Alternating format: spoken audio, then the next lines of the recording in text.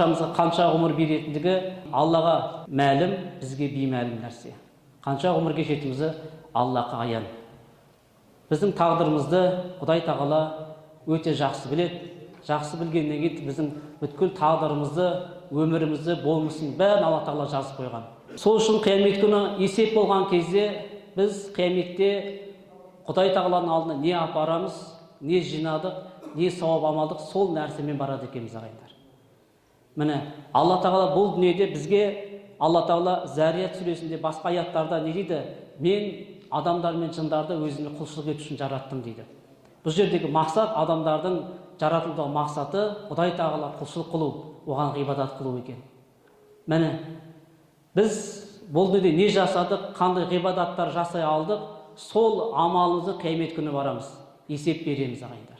Міне, сол амалдарымыз, сонда кей адамдардың амалдарын, мынау половой тряпка дейміз ғой, салфетка дейміз, тряпка дейміз, сол сияқты олардың амалдары жүздеріне ұрылады дейді, лақтырылады дейді.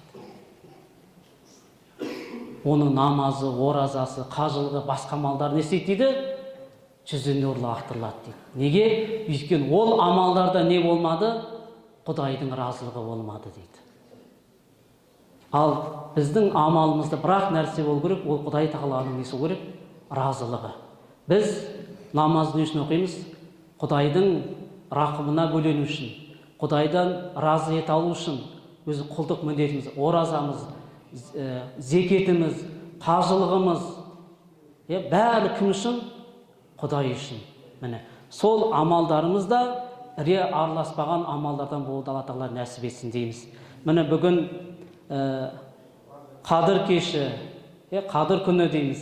Міне 18 мың ғаламды жаратқан Алла тағалаға мақтау мадақ, пайғамбарға салауаттар болсын. Бізді мұсылман еткен Алла тағалаға, бізге иман берген, жүрегімізге сол иманды бере алған, хидаят берген Аллаға сансыз мадақ болсын дейміз. Біз көшедегі басқа адамдардан ешқандай біздің айырмашылығымыз жоқ. Біз Құдай тағала жүрегімізге иманды салмаса, Құдайды танытпаса, бізді көшедегі адамдардың қатарында боламыз. Ауызда ораза жоқ, күндіз тамақ, казино бар, кафеде жүруіміз әлде мүмкін. Бірақ Құдай тағала бізді жақсы көріп не істеді? Жүрегіміз иман беріп, бізге осы жерге алып келді. Мынау пайғамбарымыздың сахабалар сұрақ қойды ғой, я Расулалла, Құдай тағалада алалау жоқ дейді. Енді адамдарда бір алалау болуы мүмкін бізде, адамдарда. Жаңағыда түр әлпетіне қарайды, сұлулығына қарайды, лауазымына қарайды, бойына қарайды, ірілігіне қарайды, несіне қарап, түріне қарап, мінезіне қарап, не істейді? Соған жақындағысы келеді, соған тартылады, біліміне қарайды деген сияқты. Адамдар бір-бірінен бір ерекшелік, айырмашылық болу керек қой деген кезде, сонда пайғамбарымыз не деп айтады?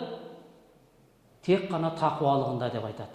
Міне, кім Құдайға жақын болса, сол адамдардың арасында не болады? Дәрежесі жоғары болады, артық болады екен ағайындар. Міне, сол сияқты Құдай тағалада біреудің бойы ұзын болуы, біреудің қысқа болуы, біреу сұлу, әдемі болып жаратуына Алла тағала қарамайды. Өйткені ол нәрсені берген кім? Аллах тағала. Бір адам денесі ірі болса, оны өз қолдан жасап алды ма? Алла берді. Бір адам бір өте әдемі, көрікті болып жаратылды. Кім берді оны? Құдай берді. Міне, сол үшін Алла тағаланың алдында ондай алалау жоқ дейді. Міне, тек қана неміз дейді? Құдай тағала біздің жүрегімізге, тақуалығымызға ғана қарайды екен ағайындар. Міне, Рамазан айы берекелі ай. Міне, ислам дінінде ең қасиетті жылдар бар. Ол қандай? Ол пайғамбарымыздың дүниеге келген жылы. Қасиетті айлар бар, Рамазан айы дейміз. Қасиетті күн бар, жұма күні, Арафат күні, одан кейінгі қасиетті уақыттар, дұғаның қабыл болатын уақыттары. Одан кейін қасиетті түн бар, ол Қадыр түні 1000 айдан да қайырлы болған, басқа айлардан ерекше болған қай түн? Ол Қадыр түні екен ағайындар. Міне, Аллах тағала басқа түндерден мынау қадыр түнді Алла Тағала ерекшелеп қойды. Бұл басқа түндерге ұқсамайды. Бұл күнде амалдар еселенетін күндері. Құран түскен ай, мына ағайындар. Аллах Тағала Құран кәрімде білесіздер арнайы осыған Қадыр сүресі. Қадыр сүресі. Дейді? Инна әнзәлна фи ләйләтил қадыр дейді.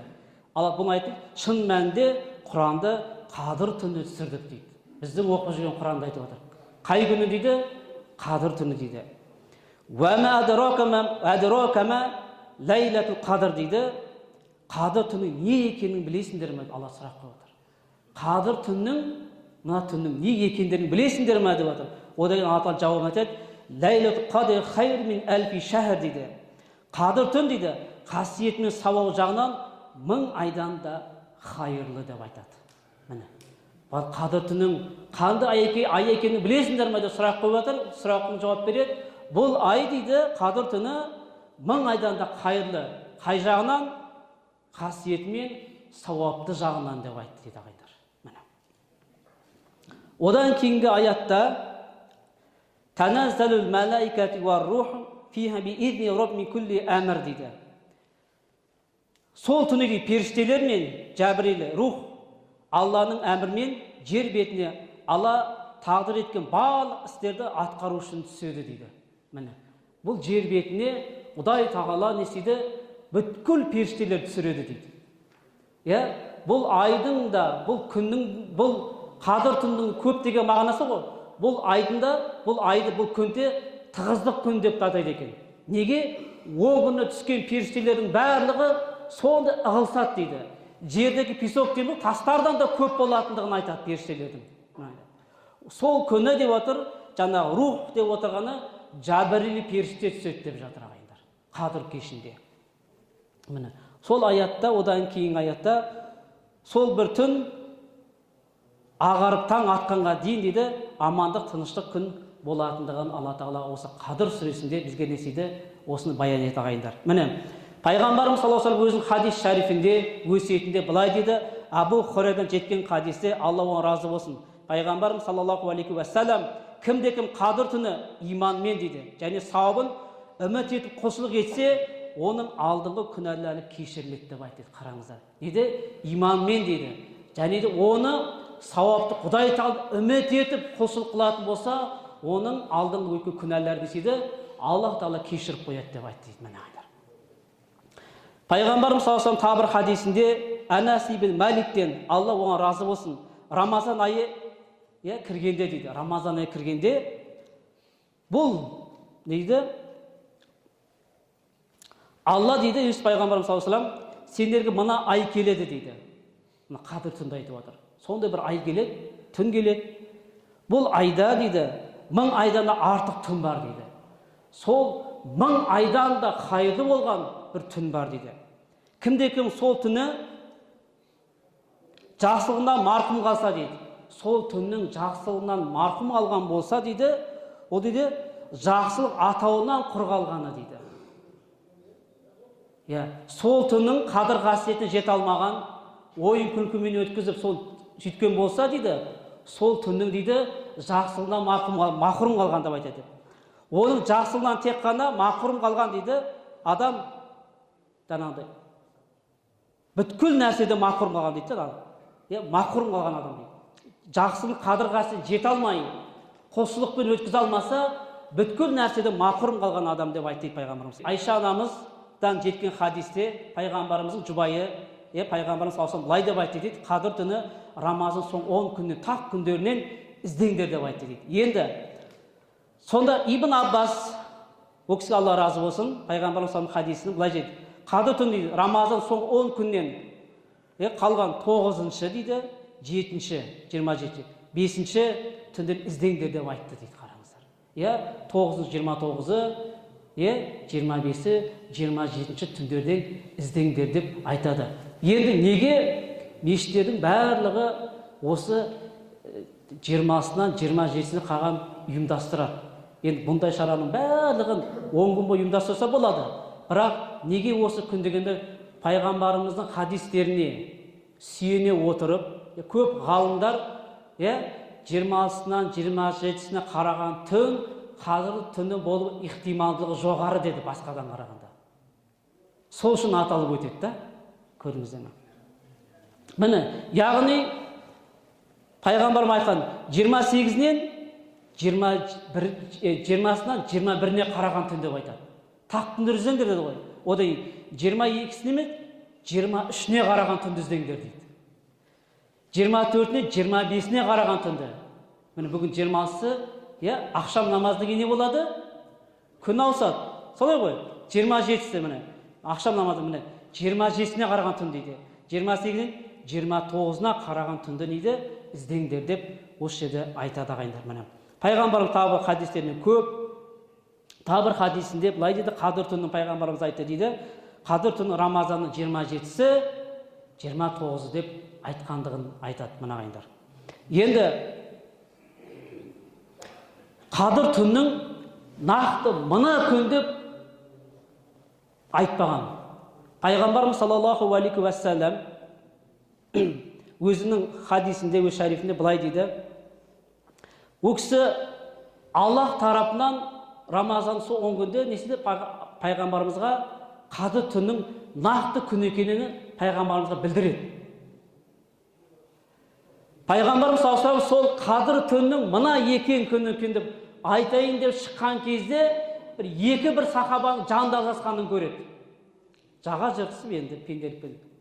Сонда солармен жүрген кезде пайғамбарымыз саллаллаху дейді, қадір түннің қай күн екендігі есіне көтеріп кетеді, ұмыттырады былай қанда. Есінен шығып кетеді. Пайғамбарымыздың саллаллаху алейхи есінен шығып кетеді. Қай нақты мына күн екендігін бір Алла Тағала тарапынан білдіреді. Соны айтам да үйінен шыққан кезде андай дау болады. Сол дау неседі? Сол қадір түні қай күн екендігін пайғамбарымыздың саллаллаху алейхи есінен шығарады. Пайғамбарымыз саллаллаху алейхи уассалам сосын не деп айтады? 27-сі, 29-ы, 25 түндерден іздеңдер деп пайғамбарымыз айтты дейді. Бірақ нақты бір күнді белгілемеді дейді. Бірақ хадисте пайғамбарымыз саллаллаху алейхи сол ұмыттырған нәрсе дейді, сендер үшін қайырлы болды деп айтты пайғамбарымыз саллаллаху алейхи. Енді бұның да Аллах Тағала ұмыттырып отыр ғой. Бұның да хикмет бар, даналық бар. Бірақ дейді, соны ұмыттырғаным, Құдай Тағала мені сол қай күн нақты күн ұмыттыруының өзі сендер үшін не бар дейді? Қайырлы бар дейді. Міне Ибн Касир айтады, егер дейді қадір түн дейді нақты мына күн 25-і болмаса мына 23-і деп нақты белгіленетін болса, бүткіл адамдар бүткіл күш жігерін тек қана сол күнге ғана жібереді да басқа күндер құлшылықсыз немқұрайлы қарайды деп айтты дейді.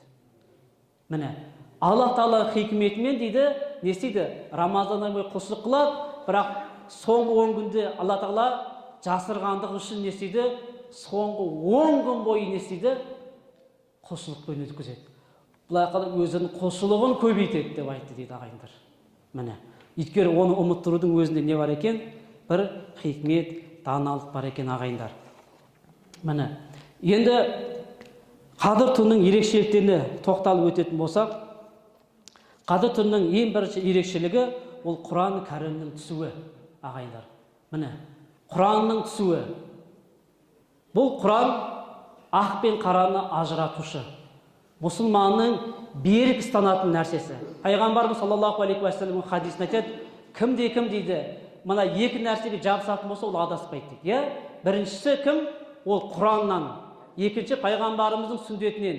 Осы нәрсеге жабысып ұстанатын болса, ол адам неді? Адаспайтындығын айтады. Екінші ерекшелігі бір ұлық түн болғандығы үшін дейді. Қадір түніне сәйкес келетін ешқандай түн жоқ. Міне, сол үшінде бұл дейді, бір ұлық болған түн деп айтты дейді. Үшінші ерекшелігі құлшылық түні дейді. Қадір түні тұтас адамдардың, ғалымдарымыз айтады, бұл күні дейді құлшылық күні. Өйткені имам Куртуби былай айтады, аяттағы 1000 айдан да хайырлы деген сөз дейді, бұл бүкіл заман деген уақытты білдіреді деп айтты дейді. Өйткені дейді, арабтар дейді, шексіз деген шексіз деген сөздің орнына бүкіл заман деген, жаңағы мың деген сөзді қолданады деп айтты дейді. Мың деген сөзді қолданады деп айтты дейді. Міне, сол себебінде дейді, кімде-кім құлшылық күн деп айтты ма? Демек, осы түнде құлшылық қылатын болса, қадір түнге бір адамның құлшылық сәйкес келсе, 83 жыл бойы құлшылық қылғанмен не дейді? Тең деп айтты дейді адамдар. Сіз бір күнде құлшылық қылып, 83 жылы құлшылық қылған амалды сауабын алғалы тұрсыз да?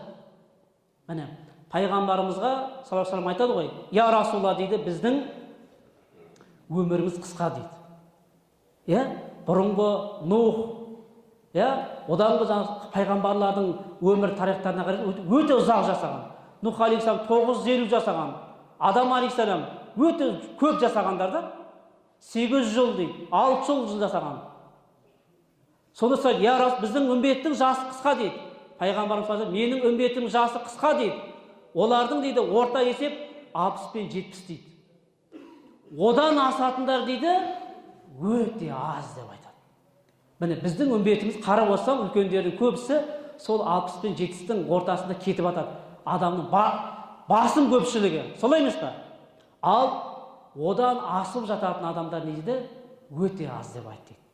Міне, ал Құдай тағала біздің жасымыз тым ұзақ болмағанымен, өміріміз қысқа болып, бірақ осындай қасиетті түндер, қасиетті айлар Аллах тағала беріп қойған бізге. Міне, осы қасиетті түнде құлшылық етумен несеміз, біздің амалдарымыз несейді екен, еселенеді екен ағайындар. Міне, мынау Сауд Арабия осында мұсылман мемлекеттердің көп жағдайында мынау зекет береді ғой, өзінің жылдық зекеті, мал мүлкінен беретін зекеттерін осы қасиетті Рамазан айына ыңғайлайды екен. Неге? Өйткені мен зекеті басқа айларда берсе, сол 1 сауап, 2 сауап, 10 сауап алу мүмкін.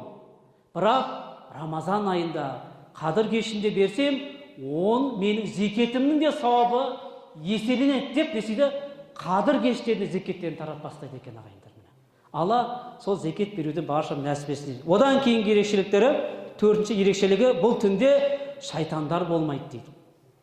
Алла саллаллаху алейхи ва саллям бір хадисінде бұл түн дейді, шайтанға дейінгі шайтандардың байланатындығын айтады. Енді Ибн Аббас айтады, бұл түн дейді, жындардың кісенделіп дейді, үлкендерін Алла қамап тастайды дейді. Қара. Үлкендерін Алла жындардың бәрін кісенделіп, оның үлкендерін қамап тастайды дейді. Одан кейін тағы Мужтахид дейді. Оқса былай дейді, бұл дейді, амандық, есендік, тыныштық түн дейді.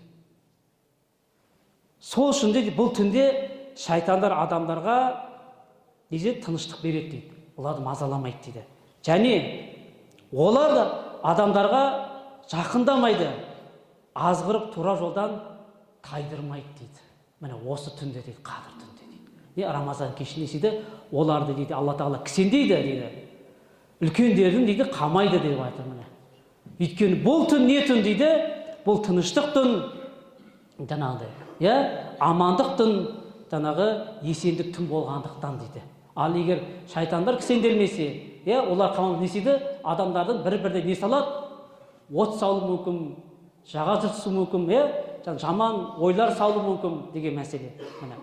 Одан кейінгі ерекшелігі періштелер, періштелерден Жәбірилі алейхиссалам рух сол түсетіндігін, және Аллах тағаланың қалауы бойынша жер бетіне түсетіндігін. Өйткені Аллах тағала Қадыр сүресінде айтты ғой, тәнәззәл мәләикату ва рух фиха биизни раббин кулли әмр дейді. Ол кезде Раббының қалауымен оның әмірі, әрбір әмір үшін періштелер мен рух дейді, рух дейді, Жәбірилі түсетіндігін айтып жатыр. Міне. 7-ші ерекшелігі, жаңағы 6-ші ерекшелігі бұл түн амандық, тыныштық сақталатын түн дейді. Одан кейін 7-ші ерекшелігі бұл түн мүбарак түн. Яғни Аллах тағала Духа сүресінің 3-ші аятында дейді, инна анзална фи ләйләтил қадр мүбаракатин дейді. Дейді, бұл Құран кәрімде дейді, бұл Құран кәрімде мүбарак болған түнде түсірдік дейді. Құран кәрімде мүбарак болған түнде түсірдік деп Духа сүресінде айтады. Одан кейінгі ерекшелігі 7-8-ші күнәларды кешіру. Пайғамбарымыз саллаллаху алейхи ва саллям өз хадисінде былай дейді, кімде-кім осы түнде Аллахқа иман келтіріп, сауабын Аллах тағалаға үміт етіп, құлшылық ететін болса, Аллах тағала оның бұрынғы істеген барлық күнәларын не істейді? Кешіріп қояды деді ағайындар. Міне, одан кейінгі 9-шы бұл бір жылдық тағдыр жазылатындығы дейді. Былай айтқанда, осы кешпен келесі қадір кешіне дейінгі бүткіл тағдыр жазылады дейді. Адамдардың қай уақытта дүние салуы, ауру сырқау болуы, емделуі, адамдардың ішінде болған бүткіл тағдыр, адамдардың несібесі, ырзық несібесінің барлығы осы қадір түнінде жазылатындығын айтып жатыр. Міне, сол сияқты бір қадір күні, Құдай тағала көп құлшылық жасауымыз керек. Алладан сұра. Пайғамбарымыз саллаллаху алейхи вассалам өзінің хадис шәрифін үйретеді. Алла тағала дейді, мен мына адам енді көлік мінгісі келеді, жақсы өмір сүргісі келеді, бір жақсы жар алғысы келеді. Аллаға дұға қыл. Алла де, осы қасиетті күні, осы өзімнен сұрап жатқан нәрсемді маған бер. Егер мына сұрап жатқан нәрсем менің өміріме, менің иманыма кері әсер болса, оны менен толықтай алыстат дейді. Ненің жақсы, ненің жаман, ең жақсы білуші кім? Алла сенсің деп Аллаға таста дейді. Мына ағайындар. Сол сияқты қадір күнінде не істеуіміз керек? Көптеген құлшылықтар жасауымыз керек ағайындар. Міне, ең басты бұл түнде өткізетін нәрсеміз, ең бірінші бұл түнде Құран айы, Құран түскен ай. Құран оқыңыздар. Осы жерде ұстаздар бар. Міне қазір 7-8 ұстаз жүр осы жерде. Осы жерде сіздердің қызметтеріңізде болады. Уағыз насихат айтады. Міне, осы жерде сұрақ жауаптар жүргізеді. Балалардың арасында, үлкендердің арасында. Оған да бір дайындық қойыңыздар. Міне. Одан кейін нәрсе, пайғамбарымызға көп салауат айтыңыздар. Пайғамбарға көп салауат айтыңыздар. Одан кейінгі истихфар жасаңыздар. Истихфар. Аллаға тәуба жаса, кешірім сұра. Міне, осы үш нәрсемен басымдық беріп несе керек? Қадір кешімізді өткізуіміз керек ағайындар. Алла тағала осы қадір түнде болған, қадір кешінде болған ізгі амалдарымыз Алла қабыл сауаптан жассын дейміз. Міне, қазір бисмилла деп, мынау қазір Құранның аз ғана сүресін алып қалған қарекеңіз, мынау Түркия елінен арнайы қари алдырған болатымыз. Білесіздер, біздің Жетісу өңіріне 3 бірдей қари келді. Біреу жаңағы орталық имам мешітіне, қалалық Нұр мешітіне, Сарқан ауданына. Міне, осы жерге қарекеміз келді. Осы Рамазан басталғаннан бастап біз үшін қызметте болып жатыр.